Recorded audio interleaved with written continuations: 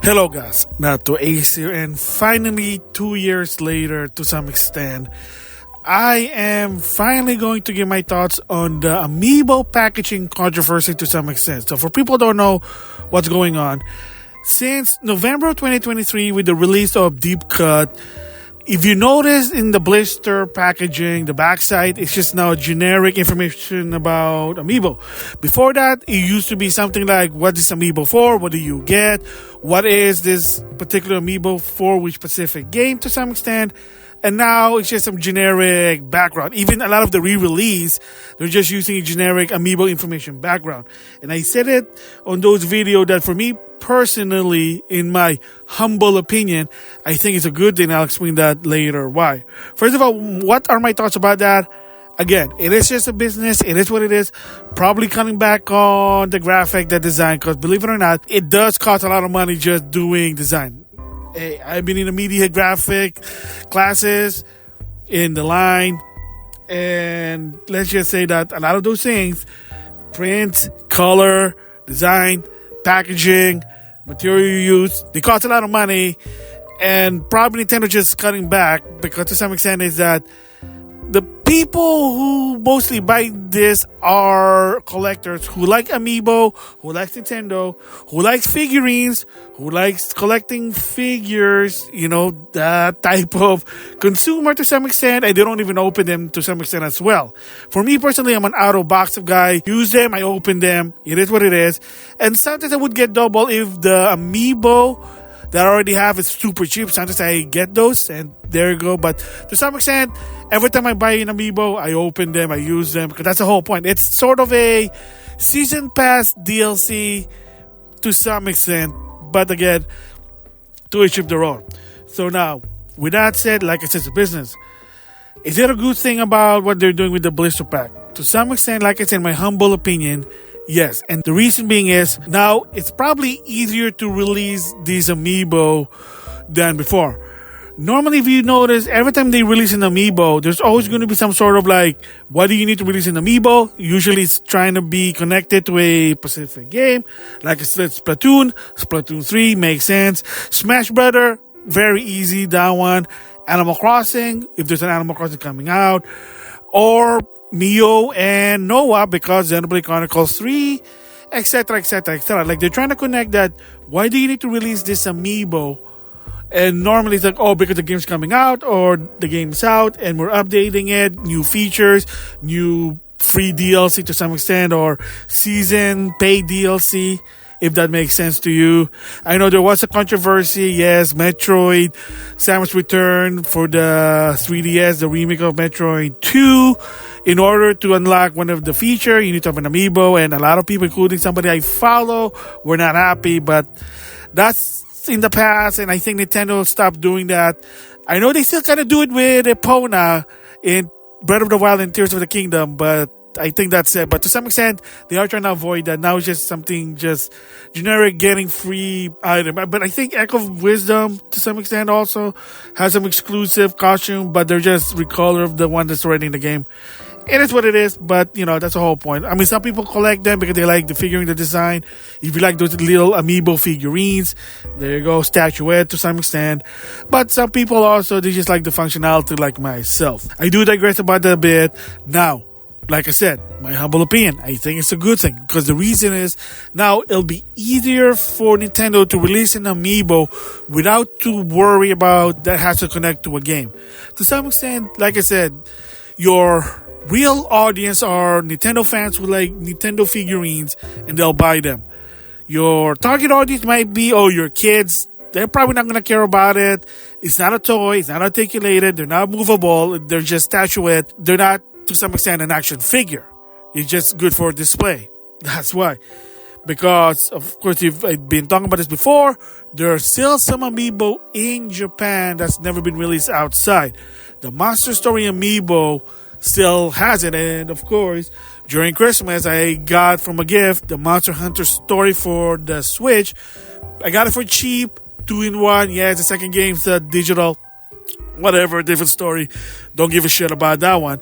But the first game does have an amiibo feature, just like the 3DS. They could have had a chance to re-release them, but let's see if they're still or not. Like I said, I do have half of them. The other half, I had to import them, and it was cheap in PlayAsia. Credit to them. And another one that didn't really come out, Box Boy. There was a Box Boy to Switch, but unfortunately that game doesn't have an amiibo feature. In the long run, maybe they'll do an update. Or better, for the next Nintendo console, maybe another Box Boy. Maybe this time's gonna be in 3D or multiple layer like Donkey Kong Country Return to some extent, but I don't know, that's far-fetched. But again, at least now with the generic blister pack, it's easier for them to release an amiibo without worrying about games.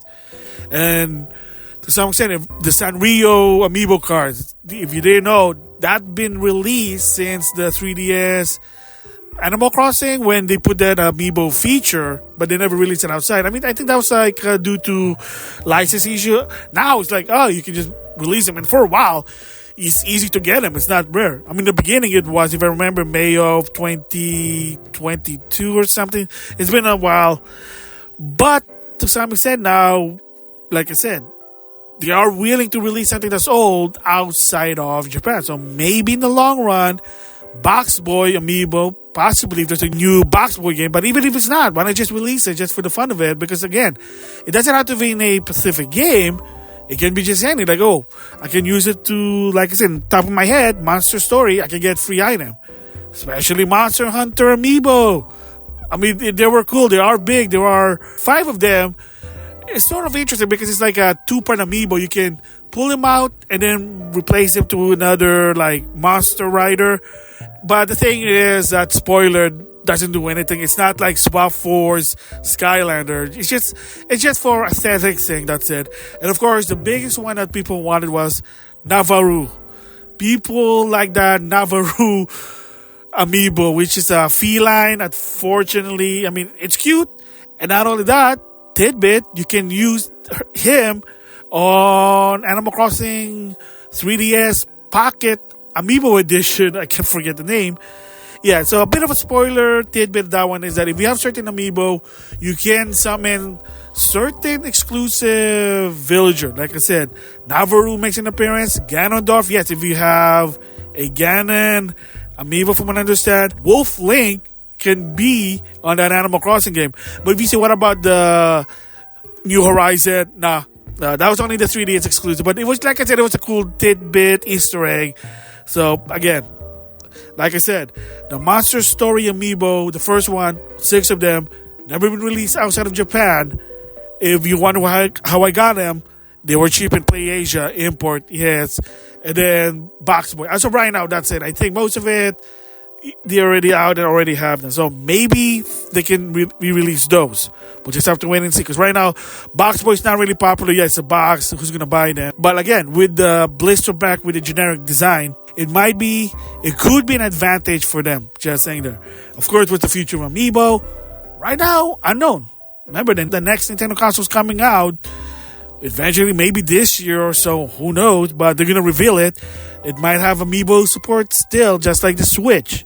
Maybe they are gonna do a new amiibo, because the latest one right now are just a variant of Marina and Pearl and Callie and Mari based on Splatoon 3. It is what it is. Like I said, for me, I just like to collect them. They're cool. But yeah. So what's the future with this generic background? Maybe an advantage, maybe it's a disadvantage. Who knows? Yes, the collectors are not happy about it. That's why, like I said, there was someone that did a mock-up for Sora. And they might say, well, why can't they throw a bone to the collector?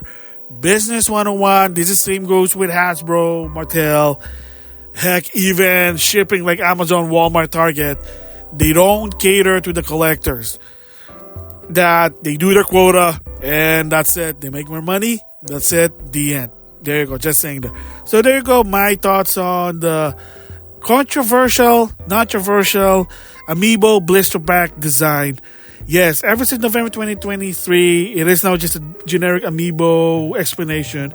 And moving forward, I think they are going to do that. Are they going to still do Amiibo?